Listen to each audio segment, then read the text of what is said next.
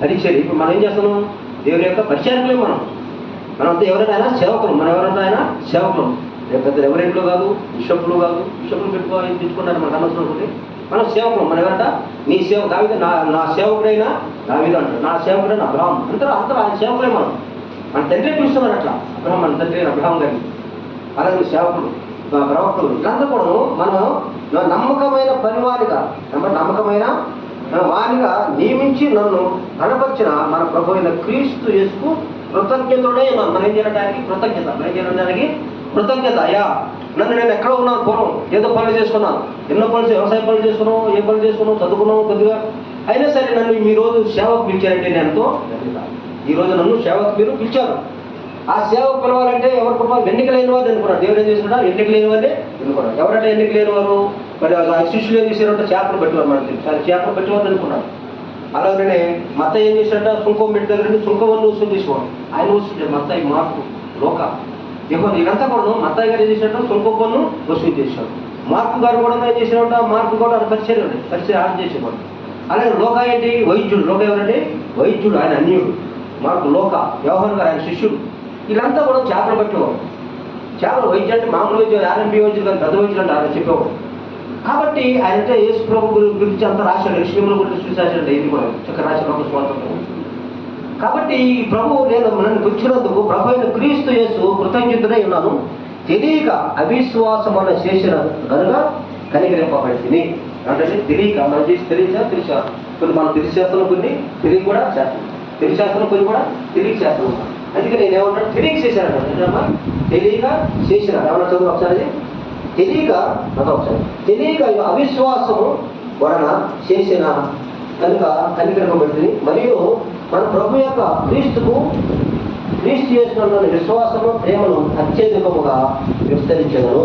కాబట్టి పాపులను రక్షించడం అటువంటి అధ్యాయము 15 వచ్చిందంటే అది మన ప్రభు చూసాడంటే పాపులను రక్షించడం. యేసుక్రీస్తు ఈ లోకంలోనికి వచ్చేసి యేసుక్రీస్తు ఈ లోకములకి క్రీస్తు తండ్రిగా ఆయన కాబట్టి యేసుక్రీస్తు లోకంలోనికి వచ్చారు. వాక్యము నమ్మదగినము, పూర్ణాంగీకారము, యోగ్యమైనదిగా ఉన్నది. వాక్యం ఏం చేస్తాం? మనం నమ్మాలి. ఏం చేయాలండి? వాక్యము నమ్మాలి. వాక్యమే దేవుడు. ఆ వాక్యం కాబట్టి అదే 2వ అధ్యాయంలో 5వ వచనంలో దేవుడు ఒక్కడే. ఎవరంటే దేవుడు ఒక్కడే. దేవునికి నరులకు మధ్యవర్తి ఒక్కడే. ఆయన యేసుక్రీస్తును. దేవుడు ఒక్కడే. ఎవరు? తండ్రి. ఆయనందరూ తండ్రి కుమార పరిశుద్ధ త్రివిక్రమ ఏకత్వం. దేవుడు ఒక్కడే. దేవునికి నరులకు మధ్యవర్తి ఆపడే. ఆయన క్రీస్తు యేసును నరుడు. ఈయన అందరి కొరకు విమోచన క్రయమంగా తను తానే సమర్పించుకునేను. అందరి కొరకు. ఒక్కడి కోసం అంటే అందరి కొరకు. ఆడలేదు, అన్నిలేదు, యూదులేదు, గ్రీక్ దేశం అందరి కోసం దేవుడు మనందరి కోసం ఏదైనా ఈయన అందరి కొరకు విమోచన క్రయముగా తను తానే సమర్పించుకున్నాను. దీని గురించి సాక్ష్యము యుక్తకాలంలో ఇవ్వగలదు. ఈ సాక్ష్యం ఇచ్చినకై నేను ప్రకటించేవాడు కాను. ఈ సాక్ష్యం వాడు సాక్ష్యం ఇచ్చినకై నేను ప్రకటించేవాడు కాను, అపోస్తులుడు కాను, విశ్వాస సత్యము విషయంలోను అన్ని జనులకు బోధకుడు కాను. అన్ని జనులు కూడా పేరు రావాలనుకున్నారు. దగ్గర రావాలంటే గ్రామం చదువుకున్నాం. అన్ని చదువుకున్నాను. ఎవరు ఫ్రెండ్స్ అంటే మనం తెలుసు కదా. పేరు దర్శనం పేరు దగ్గర పంపించుకున్నారు. పేరు దర్శనం ఆలోచించుకున్నప్పుడు అప్పుడే బాగా చేసేసారు. పేరు కొన్ని రక్షించుకోవడానికి కొన్ని దర్శనం కనిపించారు. అందుకని అన్ని జనులు కూడా ఏమంటే అన్ని జనులను బోధకుడు కాను నియమింపబడితే నేను సత్యమనే చెప్తున్నాను కానీ అబద్ధమో లేదా ఎక్కడ అక్షరం ఉందైనా తమస్సు మార్గం. ఎక్కడంటే తమస్సు మార్గం వెళ్ళేటప్పుడు తమస్సు మార్గంలో హింసించడానికి వెళ్తున్నాడు. క్రైస్తవులు నచ్చింది వీళ్ళప్పుడు తమస్సు మార్గంలో వెళ్ళేటప్పుడు అది జరిగింది. అదంతా మనకు తెలుసు. ఆ తమస్సు మార్గంలో కొంతమంది కలిసి ఆ తమస్సు మార్గం వెళ్ళేటప్పుడు జరిగింది. వెళ్ళేటప్పుడు అక్కడ ఒక గొప్ప వెలుగు చూసి కింద పడిపోయాడు. గొప్ప వెలుగు చూసి ఎవరు అంటే ఎవరన్నా అన్నాడు, నువ్వు హింసించన్నా యేసు నేనాడు. నువ్వు హింసించన్నా యేసును. అపోస్తులు 9వ అధ్యాయంలో ఒకసారి అపోస్తులు 9వ అధ్యాయంలో ఒకసారి అపోస్తులు 9వ అధ్యాయంలో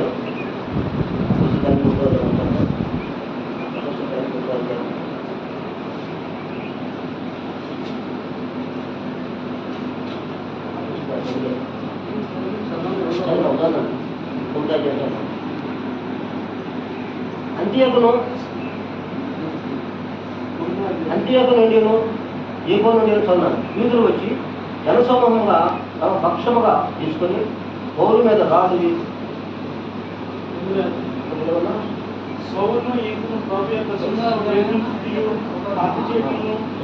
ప్రాణదారి అయినట్టు అలాగే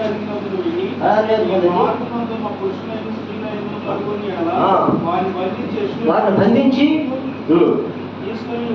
తీసుకొని వచ్చుటకు పత్రికలు అడిగారు. అతను ప్రయాణమైపోతుండగా అకస్మాత్తుగా ఆకాశం యొక్క వెలుగు అతని చుట్టూ ప్రకాశించింది. ఆ బ్రతులు నేల మీద పడి వేలను హింసిస్తున్నావని తనతో ఒక స్వరం ఎవరున్నారండి? సౌలు ఎవరు? సౌలు ఉన్నారు.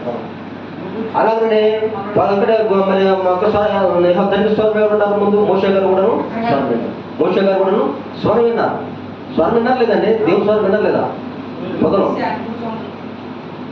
మోషే గారు ఇప్పుడు అపోస్తలుడైన పౌలు గారు పత్రికలో స్వరం విన్నారు లేదా? స్వరం విన్నారు. ప్రభు స్వరం విన్నారు.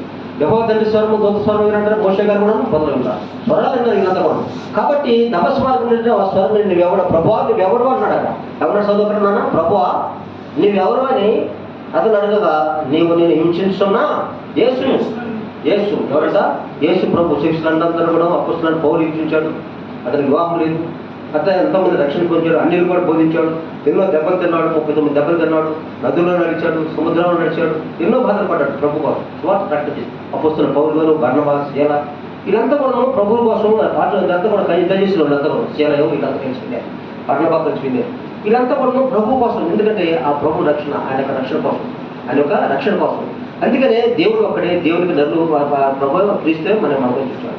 మన మధ్యలో తండ్రి పక్షం మీద వాక్యం ఆడతారు. ప్రజలు మన పక్షన తండ్రి కుడి భాషను కూర్చొని ఏం చేస్తాడా? వ్యాఖ్యం ఆడతారు. నా పాపం అయ్యా నా సేవకులు, నా భక్తులు వీళ్ళు ఎవరు తప్పు చేశారేమో క్షమించు నాయన, ఎవరైనా భక్తులు చేసి తప్పు చేశారేమో క్షమించు అని మనందరి కోసం ఆయన మన మధ్యలో వ్యాఖ్యం ఆడుతున్నాడు.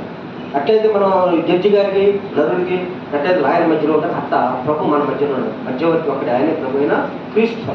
కాబట్టి ప్రభు అందుకనే మనం చూస్తే మరి అలాగనే మరి అక్కడ మనం చదువుకున్నాం కాబట్టి మనం ఎఫ్ఎస్సి 4:4లో బాప్తిస్మం ఒకటి అంటున్నాడు. మళ్ళీ ఒకసారి ఎఫ్ఎస్సి పత్రికలో 4:4 ఒకసారి సార్. ఎఫ్ఎస్సి పత్రిక 4:4 ఒకసారి చూద్దాం. ప్రభు ఒకటే, శరీరం ఒకటే, ఆత్మయు ఒకటే, ఆ ప్రకారమే నీ పిలుపు విషయమై ఒకటే నిరీక్షణ ప్రభు ఒకటే, విశ్వాసం ఒకటే, బాప్తిస్మం ఒకటే, తండ్రి అయిన దేవుడు ఒకటే. ఆయన అందరిపైన ఉన్నవాడై అందరిలోనూ వ్యాపించి అందరిలో ఉన్నాడు. మనందరిలో కూడా ఎవరున్నాడ? దేవుడు.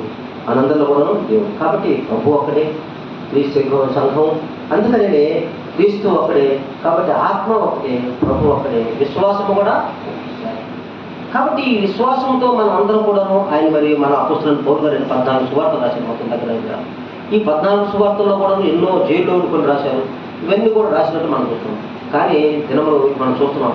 ఇప్పుడు మనం చూస్తున్నాం మణిపూర్ కోసం చూశారు లేదు? మణిపూర్లో క్రైస్తవులు నడిపిస్తున్నారు. మణిపూర్లో ఎంతోమంది మరీ కోరవండి అది. ఎందుకంటే లేడీస్ని కూడాను అంగగా మరి వ్యవస్థ చేసి వాళ్ళు తీసుకెళ్ళి అడవుల్లో తీసుకెళ్ళి కొట్టి చంపి మరీ మరీ ఘోరం చేశారు. అందరితో చాలా మంది చచ్చిపోయారట. మరి లోకం మరి అట మరి మన దేశం క్రైస్తవులు ఇల్లు దగ్గర పెట్టారు, చర్చిలు దగ్గర పెట్టారట. ఈరోజు విశాఖలో కూడా మీటింగ్ చేశారు. అది కూడా రమ్మన్నారు మా కమలాటలో.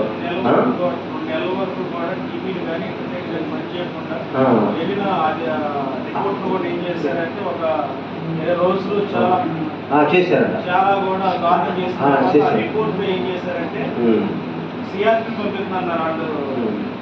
కాబట్టి దేవుడు మరి అందుకని మనందరం కూడా ఒకసారి మనంతా కూడా ఇప్పుడు ఒకసారి దేవుడి ఆ చట్టపనులు చేసుకున్నంత నశించిపోతారు. వాళ్ళు చచ్చిపోతారా? ఉంటారు. వాళ్ళు కూడా నశించిపోతారు. కాబట్టి దేవుడు శరీరం. కాబట్టి ఆయన సంఘం మన ప్రభు అపోస్తల కార్యము 20:27 ఒకసారి చూద్దాము. అపోస్తల కార్యము 20:27 చూద్దాము. అపోస్తల కార్యము 20:27 చూద్దాం. అపోస్తల కార్యము 20:27 ఒకసారి చూద్దాము. దేవుని సంకల్పమున మీరు పిలువబడిన చూడండి 20:27 27 చేస్తాను. 27 ముగిస్తున్నాను. దేవుని సంకల్పం సంకల్పమంతయు మీకు తెలపకుండా నేనేమీ దాచుకోలేదు. దేవుడు తన స్వరక్తం ఇచ్చి దేవుడు సంపాదించిన తన సంఘమును కాయుటకు పరిశుద్ధాత్మ మిమ్మును దేని యందు అధ్యక్షునిగా ఉంచెను. ఆ యావత్తు మందును గూర్చి మీ మట్టుకు మిమ్మును జాగ్రత్తగా ఉండుడి. 27 అందరూ కూడా మనం ఎందుకు నియమించంటే దేవుడు స్వరక్తం ఇచ్చి సంపాదించిన సంఘం. ఇది ఎవరి సంఘం అండి? సామ్యక సంఘం, విశ్వాసం కదా, ప్రకాశం మన ఎవరి సంఘం? దేవుడు సంఘం స్వరక్తం సంపాదించారు. సామ్య గారు కాదు, కానీ సామ్య గారు సంఘం వాడు సామ్య కదా. అదే మీద దేవుడు తన స్వరక్తం ఇచ్చి సంపాదించిన ఒకటి. దేవుడు తన స్వరక్తం ఇచ్చి సంపాదించిన తన సంఘము కాయుటకు పరిశుద్ధాత్మ మిమ్మల్ని దేవుని యందు అధ్యక్షుడు ఆయన కాయడానికి, ఆయన సువార్త ప్రకటించని మనం నియమించుకోవాలి. ఆయన సంఘాన్ని మనం కాయాలంటే రాశాను. అది మనం సేవలు చేస్తుంది. నియమించుకొని చదువు ఒకసారి నేను నియమించను. జాగ్రత్తగా ఉండండి. నేను వెళ్ళిపోయిన తర్వాత క్రూరమైన తోడేళ్ళు మీలో ప్రవేశించునని నాకు తెలియదు. కాబట్టి ఆయన వెళ్ళిపోతాను అన్నాడు. అది అపోస్తలుల పౌలు తండ్రి వెళ్ళిపోయాడు. అలాగే ఆ ఎవరు అడగలా. అని అడిగాడండి, వెండి అడగలా, నీ బంగారం అడగలేను, సేవ కోసం అడిగాను అన్నాడు. చూడండి, అదే చూడండి 20 అధ్యాయంలోనే 32-33 చదువునా. ఎవరి ఎండినైనను బంగారమునైనను వస్త్రములనైనను ఆశింపలేదు. నాకు అవసరముల నిమిత్తము నాతో ఉన్న వారి నిమిత్తము ఈ నా చేతులు కష్టపడిన నీకే తెలియను. మీరు ఇలాగూ ప్రయాసపడి బలహీనులను సంరక్షించవలనని పుచ్చుకొనుట కంటే ధన్యము. నేను ఎవరి దగ్గర ఇంటాడుగా బంగారం అనగా ఏం చేస్తాను, అది కూడా సేవ. కాబట్టి నేను ఎన్ని బంగారాలు ఎవరో నా సేవ ఇద్దరు సేవలు ఎందుకు నాతో పాటు ఉన్నవాళ్ళు బ్రతకడం ఎందుకు అడిగాను. నేను ఎవరి దగ్గర కూడా ఏం అడగ ఆశించరా అని అపోస్తలులు కోరుకోవడం ఎంతో సేవ చేశాను. కష్టపడ్డ కూర్చుకుని హింసపడిన ఆయన ఎట్లయితే రక్షణ పొంది సువార్త ప్రకటన చేసి సువార్త జైల్లో ఉండి అందరి కోసం సముద్రం ఉన్న నిద్ర లేవు, ఆహారం లేవు, ఎన్నో విధంగా ఎట్లయితే పోరాడు కూడా మనం కూడా అలాగే ఉంది. ఈ ఆయన యొక్క సంఘాన్ని, క్రీస్తు యొక్క సంఘం, క్రీస్తు యొక్క, ఎందుకంటే ఆయన యొక్క రక్తము సంఘము కాబట్టి ఆ సంఘాన్ని మనం కాయడానికి అధ్యక్షుడు కానీ సువార్త కానీ మనం నియమించాడు. ఆయనంతా కూడా మన సంఘం కాసుకొని మనతో ఉన్నవాళ్ళు పేదవాళ్ళని ఆయన ఆదరించి కాబట్టి ఆయన యొక్క స్వరక్తంతో కనబడి ఆయన మనం కూడా ఆ సన్నిధిలో ఇప్పుడు కూడా సువార్త ప్రకటన చేయడానికి దేవుడు ఇచ్చిన వరకు ఎంత ఇస్తే అంత అంతవరకు తృప్తి పొంది ఆయన సువార్త ప్రకటన చేయటకు దేవా మీ సంఘంలో మేము సేవకులుగాను పరిచకులుగాను మమ్మల్ని అని దేవుడు వేడుకుంటూ ఈ వాక్యం చేయించున్నాను.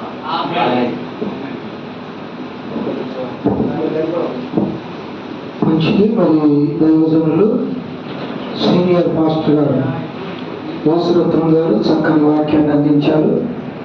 వాక్యం ద్వారా అందరూ మరి బలపడ్డారని చెప్పి నేను నమ్ముతున్నాను. వాక్యం అందించిన దేవుని దాసులకు గోలిక తరపులు వందనాలు తెలియజేస్తున్నాను. ఈ సమయంలో ప్రకాశరావు గారు కూడా కొన్ని నిమిషాలు దేవుని మాటలు అందిస్తారు.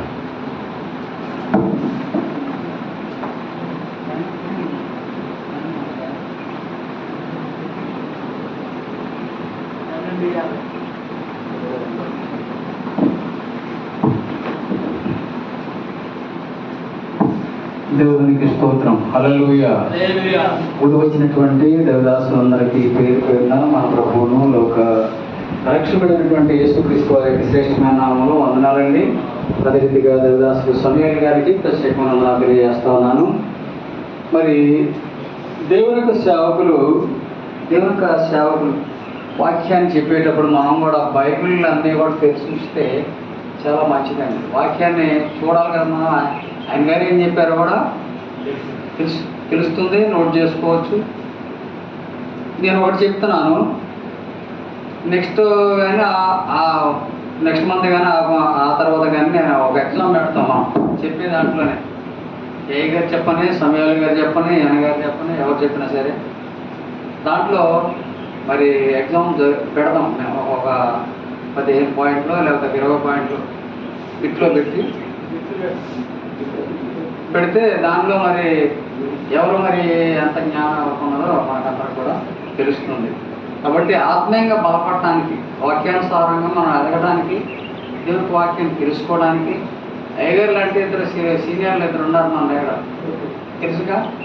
రేవంత్ సమయాల్ గారు సీనియర్, అదే రీతిగా యేసురత్నం గారు కూడా సీనియర్. మనం నేర్చుకునేవాళ్ళం. నేను స్తోత్రం చెప్పండి, హల్లెలూయా. ఏదైనప్పుడు కూడా వాక్యాన్ని ఇప్పుడు పాట పాడేటప్పుడు చప్పట్లు కొట్టేటట్టుగా ఆ పాటతో కలిసి మనకు కూడా వచ్చి మనము సంఘం కూడా ఒక విధంగా కూర్చుంటే ఎలాగో చెప్పండి. సంఘస్థులు కొంతమంది ఏం చేస్తారు, కూర్చుంటారు. మనం ఉత్సాహం అంత ఉత్సాహపరిచిన వాళ్ళు ఉత్సాహాన్ని తెచ్చుకోకుండా మరి చప్పట్లు పట్టుకొని దేవుని స్తోత్రం చెప్తే చేతులు ఎత్తే 2 చేతులు దేవుడు ఇచ్చాడు, 2 కాళ్ళు ఇచ్చాడు, అన్నీ ఇచ్చాడు. సంతోషంగా ఉండటానికి ఈ కొద్దిసేపు అయినా సరే ఆత్మీయటువంటి సహవాసం కలిగి జీవించాలి. కాబట్టి మనము ఆత్మీయంగా మరి ఈ యొక్క సహవాసాన్ని కొనసాగించే వారంగా ఉండాలి. దేవుని స్తోత్రం, హల్లెలూయా. కాబట్టి అంతేగాని హల్లెలూయా చెప్పకుండా కాము కూర్చోవడం. సేవకునిగా మనం నేర్చుకోవాల్సింది దేవుని స్తోత్రం చెప్పినప్పుడు నువ్వు చెప్పినా సరే, నేను చెప్పినా సరే, ఎవరు చెప్పినా సరే మనం ఉత్సాహంగా ఉండాలంటే మరి మామూలుగా ఉంటే నిద్ర వచ్చేసి అయ్యగారు కదా, అయ్యగారు చెప్పేది మనకి ఏంటన్నట్టుగా ఉండకూడదు ఎప్పుడు కూడా. దేవుని స్తోత్రం చెప్పండి, హల్లెలూయా. కాబట్టి ప్రియ సహోదరి సహోదరులారా, సేవకులారా, ప్రియ సహోదరి సహోదరులారా, మనమందరం కూడా మరి చక్కని సహవాసం కలిగి, ఆత్మీయమైన సహవాసాన్ని కలిగి, అదే రీతిగా సేవకులుగా ఉండవలసినటువంటి కొన్ని మంచి లక్షణాలు కలిగి మన యొక్క సంఘాన్ని నడిపించుకుంటూ మన సంఘాన్ని మరి సంఘంలో చక్కగా ఆత్మీయమైనటువంటి జీవితాన్ని కలిగి బిడ్డలను ఆత్మీయంగా నడిపించే వారంగా ఉన్నాం మనం. దేవుని స్తోత్రం చెప్పండి, హల్లెలూయా. కాబట్టి దైవ సేవకులు కొన్ని మరి అప్సరెంట్ పౌలు గారు కొన్ని తెలియజేస్తున్నారు. అప్సరెంట్ పౌలు 1 కొరింథీయులకు రాసిన పత్రిక 6వ అధ్యాయంలోని 11వ వచనం నుండి కొన్ని వచనాలు చదువుకుందాం. 1 తిమోతి, అప్సరెంట్ పౌలు 1 తిమోతి 6వ అధ్యాయము 11వ వచనం.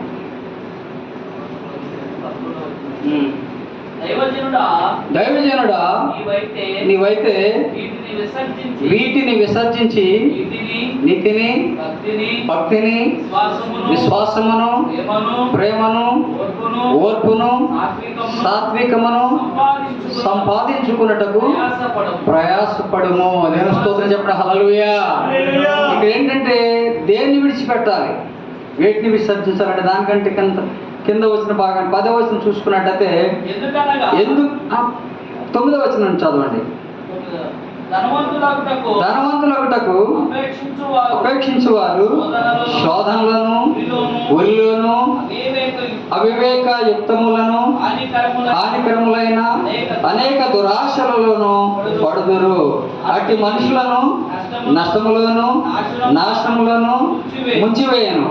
ఎందుకనగా ధనాపేక్ష సమస్తమైన కీడులకు మూలము. కొందరు దాన్ని ఆశించి విశ్వాసము నుండి తొలగిపోయి నానా బాధలతో తమను తామే పాడు చేసుకున్నది, పొడుచుకున్నది.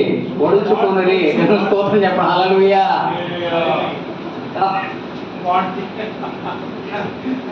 వెరీ గుడ్, చదవాలని పొడుచుకున్నది. కాబట్టి సేవకునిగా సంఘానికి వచ్చేవారు అందరూ కూడా ఆత్మీయంగా లేనటువంటి వాళ్ళు అందరూ కూడా లోక సంబంధమైన వాటిని సంపాదించుకోవడానికి ప్రయత్నం చేస్తూ ఉంటారు. అవును కదండి, ధనాన్ని సంపాదించాలి, మరి ఆస్తులు సంపాదించాలి, అంతస్తులు సంపాదించాలి, దానికోసం వాళ్ళు పోరాడుతూ ఉంటారు కదండి. కానీ మనం సంఘాన్ని ఆత్మీయంగా నడిపించే వారముగా ఉండాలి, ఆత్మీయమైన జీవితాన్ని కలిగి జీవించే వారముగా ఉండాలి, భక్తిని కలిగి జీవించే వారముగా ఉండాలి, విశ్వాసంతో మనం సంఘాన్ని నడిపిస్తూ విశ్వాసంతోనే బ్రతకాలి. దేవుడే మనం పూజిస్తాడు అనే ఒక దృఢమైన విశ్వాసంతో మనం దేవుని సంఘాన్ని మనం నడిపించే వారముగా ఉండాలి. దేవుని స్తోత్రం, హల్లెలూయా. కాబట్టి ధనాపేక్ష లేనటువంటి వారముగా ఉండాలి మనం కూడా. అవును కదండి, ధనాపేక్ష సమస్తమైన కీడులకు మూలం. కాబట్టి దాన్ని మన మనసులోకి సంపాదించాలి, చేయాలని ఆలోచన కాకుండా మనకు కావాల్సినటువంటి ఆహారాన్ని దేవుడు ఆకాశ పక్షులను చూడి విత్తవు కోయవు బట్టల్లో కూర్చుకునవు వాటిని పోషించే దేవుడు వాటికంటే శ్రేష్టమైన మనలను పోషింపడా. ఆయన సేవకు మనం పిలిచాడు. దేవుడు తప్పకుండా సంఘం ద్వారా దేవుడు పోషిస్తాడు. మనము ఆత్మీయ జీవితాన్ని కలిగి విశ్వాసంతో సంఘాన్ని నడిపించేవారుగా సేవకునిగా మన జీవిత పర్యాంతం వరకు కూడా మరణ పర్యాంతం వరకు కూడా మరి ఈ యొక్క సేవను కొనసాగిస్తూ వారముగా ఉన్నాం. దేవుని స్తోత్రం, హల్లెలూయా. కాబట్టి విశ్వాసంతో దేవుని యొక్క సన్నిధిలో మనం ప్రార్థించినట్టయితే దేవుడే మనం పోషిస్తాడు. కావాల్సినటువంటి కూడా దేవుని ద్వారా అన్నీ కూడా అనుగ్రహిస్తాడు. దేవుడు ఏదైతే కావాలో దేవునికి తెలుసు. మన అవసరాలు ఏంటో మనం అందరం కూడా పేద సేవకులమై ఉన్నాం. కష్టాలు ఉన్నవారం, ఎన్నో ఇబ్బందులు ఉన్నవారం అయినప్పటికీ కూడా దేవునికి సేవనే అంటే దేవుని నమ్ముకొని దేవుని యొక్క పిలుపు చేత పిలువబడిన వారమై దేవునికి సేవలో వాడబడుతున్నటువంటి దైవజనం. కాబట్టి మనము చక్కగా విశ్వాసంతో ఉండి దేవుడు తప్పకుండా చేస్తాడు. ఏదో ఒక మార్గంలో దేవుడు తప్పకుండా మనకు సహాయం చేస్తాడు. దేవుని యొక్క సంఘం ద్వారా మనం పోషింపబడతాం. పనివాడి జీవితం మనకు పాత్రుడు కదండి. సంఘమే మనం పోషిస్తుంది. దేవుడే మనం పోషిస్తాడు. మన అవసరాలన్నీ కూడా తీరుస్తాడు. అయితే అలాంటి కోరికలన్నీ కూడా విడిచిపెట్టమని చెప్పేసి ఇక్కడ తిమోతి గారు సెలవిస్తూ ఉన్నారు. తిమోతి గారికి మరి పౌలు గారు సెలవిస్తూ ఉన్నారు. దైవజనుడా నీవైతే వీటిని విసర్జించాలి, విడిచిపెట్టాలి. ఆ కోరికలన్నీ కూడా లోక సంబంధం. ఇప్పుడు పేద సేవకుడు నువ్వు ఉన్నదానిలోనే తృప్తికరంగా ఉన్న వాటిలోనే మరి ఉన్నదానిగా మన జీవితాన్ని కొనసాగించే వారుగా లేని వాటిని వచ్చి మరి అది సంపాదించాలి ఎన్నో ఆలోచన మనలో రాకుండా తృప్తికరంగా దేవునికి సేవలో మరి వాడబడే వారముగా ఉండాలి. నీతిని భక్తిని ఎలాంటి కలిగి ఉండాలి? మనం సేవకుడిగా నీతిని భక్తిని విశ్వాసమును ప్రేమను ఓర్పును సాత్వికమును సంపాదించుకున్నట్టుగా ప్రయాసపడము. దేవుని స్తోత్రం, హల్లెలూయా. వీటిని ప్రయాసపడాలంటే వీటి కోసం ప్రయాసపడాలి. ఆత్మీయ జీవితాన్ని కలిగి భక్తిని కలిగి భక్తి కోసం భక్తి చేయకూడదని దేవుని వాక్యం సెలవిస్తాం. కాబట్టి నా ప్రియ సేవకులారా, దైవజనులారా, మనమందరం కూడా దేవుని యొక్క సేవలో వాడబడుతున్నవారంగా కాబట్టి మనము నీతిని భక్తిని విశ్వాసమును ప్రేమను ఓర్పును సాత్వికమును సంపాదించుకున్నట్టుకు ప్రయాసపడే వారముగా ఉండాలి. దేవుని స్తోత్రం, హల్లెలూయా. కాబట్టి అదే రీతిగా ఇక్కడ 20 వచనం చూసుకున్నట్లయితే, ఓ తిమోతి నీకు అప్పగింపబడిన దానిని కాపాడి అపవిత్రమైన బట్టి మాటలకును జ్ఞానమని అబద్ధముగా చెప్పబడిన విపరీత వాదములకును దూరముగా ఉండుము. దేవుని స్తోత్రం, హల్లెలూయా. ఆ విషయములో ప్రవీణులమని కొందరు విశ్వాస విషయము తప్పిపోయేది. కృప మీకు తోడైండునుగాక. దేవుని స్తోత్రం, హల్లెలూయా. కాబట్టి దేవుడు మనకు అప్పగింపబడిన పనిని నమ్మకమైన సేవకులుగా నమ్మకమైనటువంటి బలాదాసులుగా మన యొక్క జీవిత పర్యాంతం వరకు కూడా దేవుని సేవలు వాడబడి వారంగా ఉండాలి. ఏదో కష్టాలు వస్తూ ఉంటాయి, నష్టాలు వస్తూ ఉంటాయి, శోధనలు వస్తుంటాయి. కానీ వాటిని మనం అధిగమించే వారముగా ఉండాలి. అదే రీతిగా శోధనలు జయించే వారముగా ఉండాలి. ధైర్యంగా ఉండాలి. ఏ కష్టం వచ్చినా దేవుని యొక్క సేవకులం కాబట్టి ఆయన చూసుకుంటాడు. ప్రతి అవసరాన్ని కూడా ఆయనకు తెలుసు. మన యొక్క పరిస్థితి, మన యొక్క కష్టమేంటో నష్టమేంటో, ఎలా జీవిస్తున్నామో ఎలా జీవించాలో ఆయనకు అన్నీ కూడా తెలిసిన వాడు దేవుడు. కాబట్టి మనకు ఆయన చెప్పిన ప్రకారము అదే రీతిగా అపవిత్రమైన వట్టి మాటలకును జ్ఞానమని అబద్ధముగా చెప్పబడిన విపరీత వాదములకు కొంతమంది నేనే గొప్ప సేవకుడిని, నాకే జ్ఞానం ఉన్నది, నాకంటే తెలివైన వారు ఎవరు లేరు, నేనే చక్కగా పాడగలను, నేనే చక్కగా వాక్యాన్ని చెప్పగలను, నాకంటే వీళ్ళందరూ కూడా నా ముందు ఎలా ఉంటారంటే ఒక దినాలు చూస్తూ ఉంటే సేవకులు ఎంతో అహంకార స్వభావం కలిగిన వారుగా ఉంటున్నారు. చూస్తూ ఉంటే చాలా మంది కూడా కదండి. కాస్త వాక్యం తెలిసి కాస్త దేవుడు వాళ్ళని ఆశీర్వదించి సంఘాన్ని ఆశీర్వదించి కాస్త డబ్బులు బాగా వచ్చినప్పుడు అదే రీతిగా మరి కాస్త మంచి స్థానంలో దేవుడు నిలవబెట్టినప్పుడు దేవుడి దయ వల్ల నేను ఈ విధంగా ఉన్నాను, దేవుని కృపను బట్టి నేను పేద స్థితిలో నుంచి దేవుడు ఉన్నతమైన స్థితిలో నన్ను నిలవబెట్టాడు, సేవలో వాడుకుంటున్నాడు, దేవుని కృప కలిగి నా తోటి సేవకులుగా మరి పేదవారికి నేను కూడా సహాయం చేయాలని ఒక ఉద్దేశాన్ని కలిగి ఉండేవారుగా ఉండట్లేదు. చాలా మంది చూస్తూ ఉంటే వాళ్ళ వరకే చూస్తూ ఉన్నారు. మరి పెద్ద పెద్ద సేవకులు ఉన్నారు, అనేక మంది పెద్ద పెద్ద సేవకులు ఉన్నారు కదండి. దేశంలో చూస్తూ ఉంటే, ప్రపంచంలో చూస్తే అనేక మంది గొప్ప సేవకులు ఉన్నారు, ఎంతో వేల మంది సంఘాలు కలిగిన వారు ఉన్నారు ఈ లోకంలో చూస్తూ ఉంటే. మీకు తెలుస్తుందో లేదో కానీ నేను దేవుని మందిరాన్ని కట్టడానికని చెప్పేసి నేను అక్కడ ఇక్కడ ఏదో మన సంఘాన్ని కానీ లేకపోతే పేద సేవకులు కానీ లేకపోతే పేదవాళ్ళని కానీ ఏదైనా సహాయం అడుగుదాం అనుకున్నాను. అయితే